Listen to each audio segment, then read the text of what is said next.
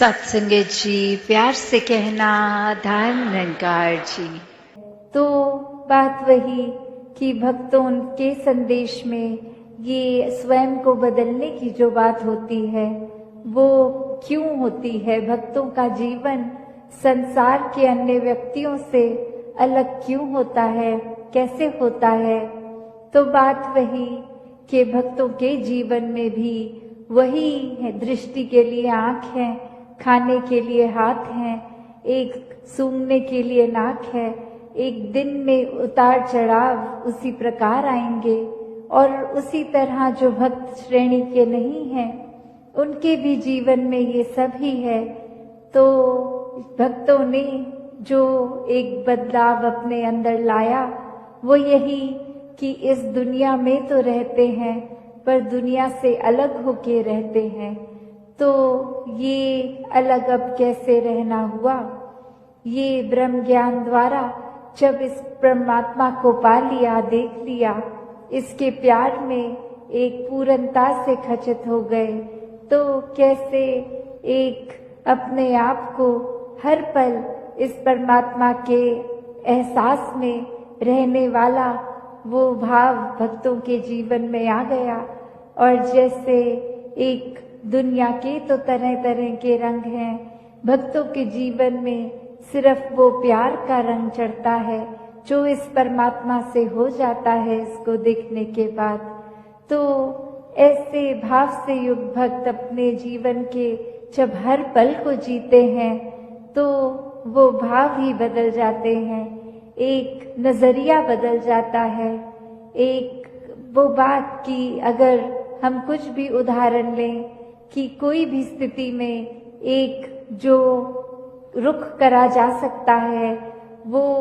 एक अच्छी तरफ भी और बुरी तरफ भी, एक परिस्थिति से हम क्या निकालते हैं वो भी एक अच्छाई निकाली जा सकती है, एक बुराई निकाली जा सकती है। तो भक्तों ने हमेशा वो अच्छाई की ओर ही रुख करना सिखाया है कि परिस्थिति अगर इस परमात्मा ने दी है तो अच्छी ही होगी। एक अगर उस परिस्थिति को अच्छा नहीं समझ रहे हम तो वो हमारी कमी है। इस परमात्मा ने तो पूर्ण किया है इस परिस्थिति को भी। जब इस परमात्मा ने हमको जो कुछ दिया वो परमात्मा का जो दान है, तो ये परमात्मा जहाँ पूरा है तो परमात्मा की दी हुई हर परिस्थिति भी पूर्ण है। फर्क सिर्फ हमारे नजरिए का होता है कि उसको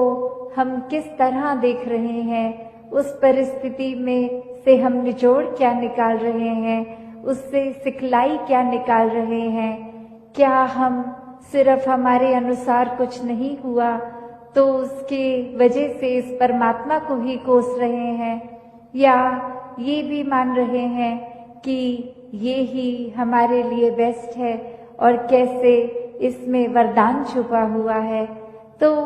एक ये नजरिया भक्तों ने हमेशा से जो जिया कि आध्यात्मिक पहलू अपना हर किसी ने जहाँ एक बहुत ही उस नजरिए का बनाना है कि जीवन में ये शरीर मिला है, ये मटीरियलिस्टिक वस्तुएं मिली हैं, घर बार रिश्तेदारी बहुत कुछ मिला है, तो क्या इसी में पूरा समय रहकर इस परमात्मा के लिए समय नहीं निकालना, या फिर एक चुनाव अपना है कि इस परमात्मा के प्यार के रंग में ऐसे रंगे जाएं कि कोई दुनियावी रंग फिर छू नहीं सकता। ये पक्के का रंग, ये एक हर समय रहने वाला रंग, और इस रंग को जिसने भी अपने ऊपर लगाया वो हमेशा के लिए आनंदित हो गए। एक जीवन हर समय के लिए झूम झूम के जिया गया। और वो फिर बात कि भक्तों के जीवन में भी विपरीत परिस्थितियां आईं तो भी उन्होंने कभी इस परमात्मा से विश्वास नहीं तोड़ा। तो बात वही कि परमात्मा के प्यार में जो रंग जाते हैं वो खुद ब खुद बदल जाते हैं।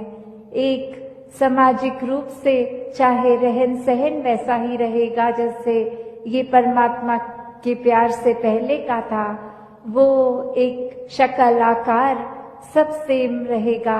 सिर्फ और सिर्फ जो बदला जाएगा वो मन के भाव बदलते हैं। तो ऐसा ही बदलाव हर किसी के जीवन में मुबारक बदलाव होता है कि ये एक संसार में जितने भी अलग अलग प्रकार के चाहे इंसानों के साथ मुलाकात होनी और वो एक अलग अलग कल्चर बैकग्राउंड, दिखने में अलग, खान पान अलग, सब तरह से वो एक डाइवर्सिटी रूप, और कैसे वो होने के बावजूद भी सब परमात्मा के साथ जो एकत्व के बंधन में है, तो हर एक को एक दूसरे में परमात्मा ही नजर आता है। और कैसे फिर एक ये एकत्व ही दिल पे हर समय का, और उससे फिर कोई किसी में फर्क नहीं दिखता, कोई ऊंच नीच, जाति पाति, प्रांति, कुछ भी फर्क नहीं, सब अपने हैं, सब ही पूजनीय हैं। तो कैसे ये परमात्मा का वास तो पूरी सृष्टि के कण कण में है, और वहीं जो हर किसी में भी, और यही परमात्मा को देखना ब्रह्म ज्ञान है कि इस परमात्मा को जब हर समय के लिए ये दिखाई देगा कि हर जगह ही मौजूद है, तो फिर एक जहाँ अपनी भी चेतनता जाग उठेगी, एक जो सच्ची दात है, जो भक्तों ने युगों युगों से समझाई है कि दुनियावी एक दौलत तो आज है कल नहीं, इसने बदल जाना है, एक माया का रूप बदल जाना है, घर परिवार सोसाइटी सब बदल जाएगा, पर सिर्फ और सिर्फ एक चीज जो अपनी जगह में कायम दायम शुरू से थी, अभी भी है, और ये संसार खत्म होने पे भी रह जाएगी,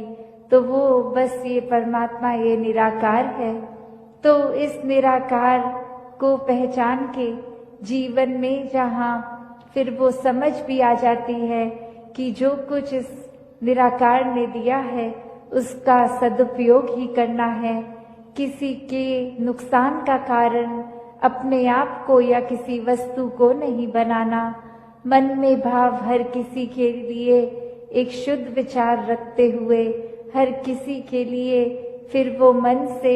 एक दुआ अरदास कि ये जहाँ किसी के दिन घर में जीवन में एक स्वास्थ्य रूप किसी भी तरह का एक नुकसान हो रहा है, तो वो भी एक भक्तों का दिल तो इस तरह पिघलता है, किसी को देखकर ठीक नहीं है तो उनसे ज्यादा उनका दर्द भक्त समझते हैं। तो कैसे ऐसे वाले जीवन को मुबारकबाद जीवन कहा जाता है। ये एक परोपकारी जीवन होता है, अपने लिए सेल्फ सेंटर्ड होके, सेल्फिश होके, ये अपने ऊपर केंद्रित नहीं, पूरे संसार की भलाई के लिए भक्त अपना जीवन लगा देते हैं, पूरी ह्यूमैनिटी, पूरी मानवता के लिए ये संसार में आकर। तो कैसे जहाँ एक मन में भी भाव होते हैं कि ये एक समान अगर नहीं भी कोई दिख रहा पर सब ही एक है, तो भाव वही कि भक्तों ने युगों से ये जो संदेश दिया है कि कैसे इस परमात्मा को जानकर फिर अपने जीवन में बदलाव आ सकता है कि इंसान बनो। तो किस तरह ये जो हमारी धरती है इतनी सुंदर है, पर्वत भी है, इसमें रेत भी है, पानी समुंदर के तरह, किसी नदी की तरह, या कितना सारा अलग तरीके से पानी भी जहाँ है, तो इतनी भिन्न भिन्न तरह से ये जो धरती में दिखने के लिए तो काफी अलग चीजें हैं जिसकी हम सुंदरताएं निहार सकते हैं। तो इसको खूबसूरत ये जो बना रहा है, अगर हम हर एक के गुण भी देखें कि ये जो कुदरत है उसमें अगर जहाँ पहाड़ की जिक्र आ रहा है तो पहाड़ वो कितना ऊंचा, कितना मजबूत, कितना उसमें एक हाइट भी होती है। तो कैसे अगर पानी की ओर देखें तो कैसे नदी नीचे की तरफ आती है और अपने इस सागर रूप में मिलती है। कैसे जो रेत होते हैं, ये हवा के साथ मिट्टी की जब बात आती है तो धरती में कितनी खूबसूरती है, हर एक चीज की अपने आप में कितने सारे गुण हैं। फिर भी ये आपस में जब रहते हैं, आपस में टकरार नहीं करते। और कैसे हम इंसान इसी धरती पे जब आकर रह रहे हैं तो ये सब चीजें हमें दिख रही हैं, पर हम इसको खराब करने की ओर लगे हुए हैं। ऐसे ही अगर हम अपने मन की तरफ भी झांकें कि कैसे हम एक इसमें संसार में आए तो हैं, चाहे कोई कैसा है, किसी का हमसे फर्क है, चाहे कोई दिखने में हमसे अलग है, चाहे वो भोजन अलग तरह का खाते हैं, हम अलग तरह का खाते हैं, या कोई भी ऐसी बात जो हमको एक दूसरे से वो फर्क दिखाती है,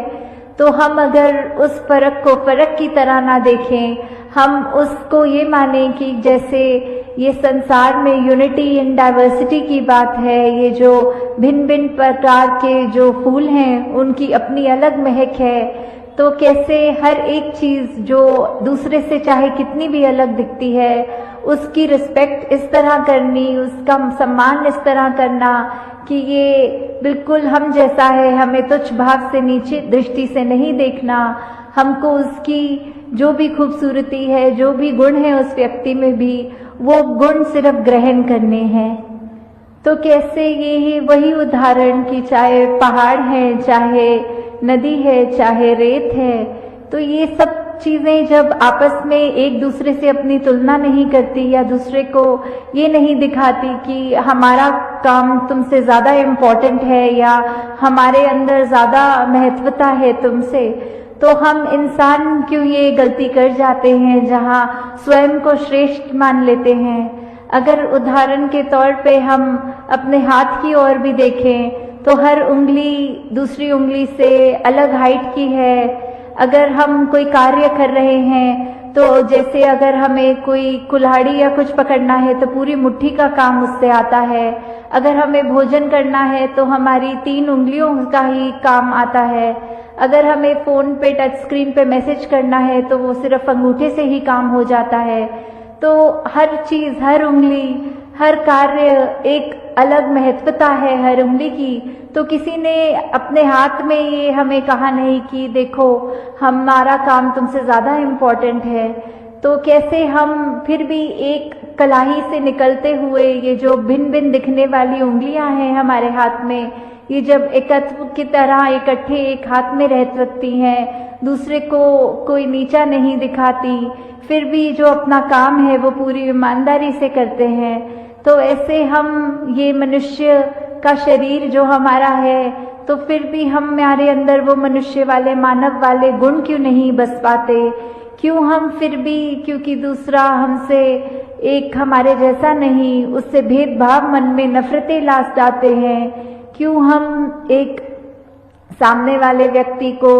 ऐसे पूजनीय तरीके से नहीं देख पाते? उसकी मिनट मिनट में कोशिश करते हैं कि किसी तरह हम दुनिया के आगे उसकी बेइज्जती कर दें, किस तरह हम उसका इस तरह मजाक उड़ाएं कि अगला रोने को मजबूर हो जाए। तो ऐसे भाव हमारे मन में क्यों हैं? हम इस तरह उस व्यक्ति के अंदर, उसके दिल में ये परमात्मा जो बसा है उसमें हम चोट क्यों पहुंचाते हैं? तो हम अगर यही बात रखें कि किसी ने अपनी, सबकी जो भी इम्पोर्टेंस है वो तो हर एक का कार्य, हर एक को यूनिक है, ये परमात्मा ने हर एक को बनाया है, हर एक की शक्ल अलग दूसरे से है। हालांकि ये जो फिंगरप्रिंट्स की भी बात आती है कि किसी का